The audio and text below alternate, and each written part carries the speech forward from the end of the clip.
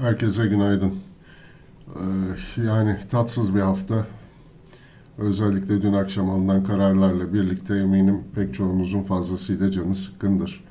Şimdi elimden geldiğince sizlere önümüzdeki süreçte neler olabilir, neler yaşanır, bu düştüğü doların özellikle düştüğü seviyelerde almalı mıyız, satmalı mıyız, hala malda olanlar, hala dolarda olanlar ne yapacak? Yani açıkçası bunlar artık çok fazla cevabı olan sorular değil. Çünkü ben sizlere elimden geldiğince şu 13.90 üstünde olan bu yükselişin çok sert dönüşlerinin olacağını anlatmaya çalıştım. Fakat çok da başarılı olamadım.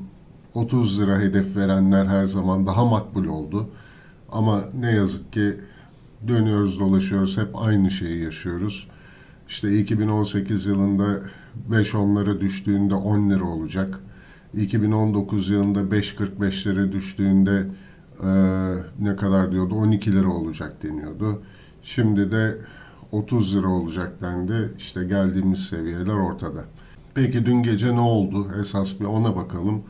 Aslında isterseniz dün gece önümüzdeki 6 ay içerisinde erken seçim olacağının kararı verildi. Yani öyle işte dolaylı faiz arttırma. Evet, kulağını tersten gösterip faizi arttırdığını söyledi ama aslında söylenen şey bu. Fakat bu sürdürülebilir bir süreç değil. Çünkü buradaki faiz arttırımı bu o fark, kur kaynaklı fark hazineden karşılanacak. Zaten hazine delik deşik. Yani buna ek bir yük daha yükleyebilme, daha doğrusu bunu sürdürebilme şansımız yok. Dolayısıyla bankaların yük alması engellenip bu yük tekrar döndü halkın verdiği vergilere yüklenmiş durumda. Uzun lafın kısası şu an verilmesi gereken karar. Erken seçime artık gideceğimiz çok net ortaya çıktı. Bu seçim sürecinde dolarda mı olacaksınız, Türk lirasında mı olacaksınız? Aslında verilmesi gereken karar bu.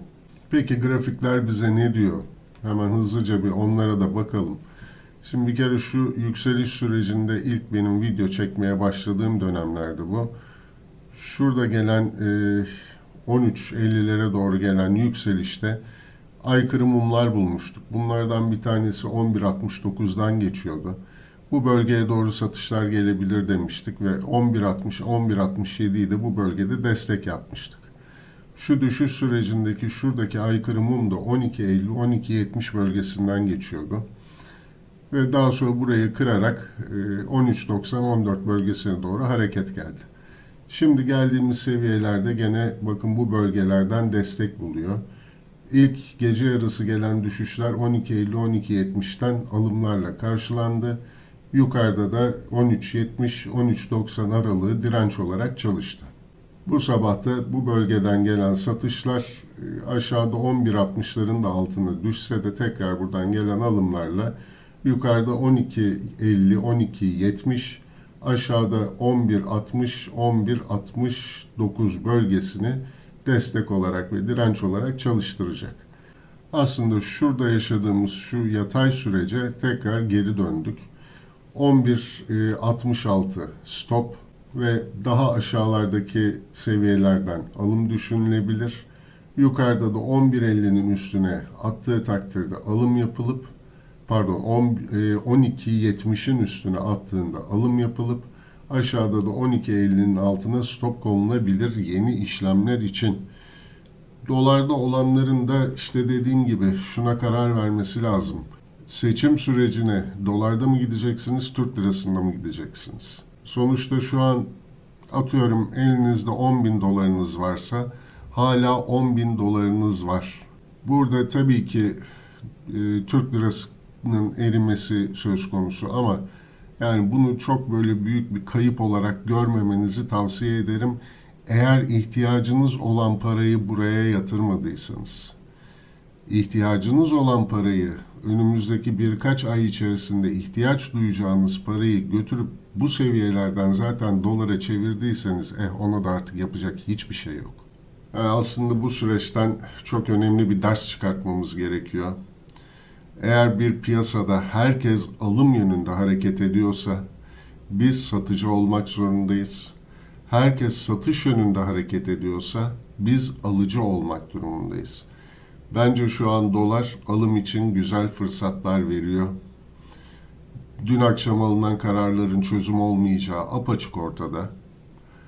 Enflasyon yükselmeye devam edecek. Enflasyon yükseldiği sürece kur yukarıya gidecek.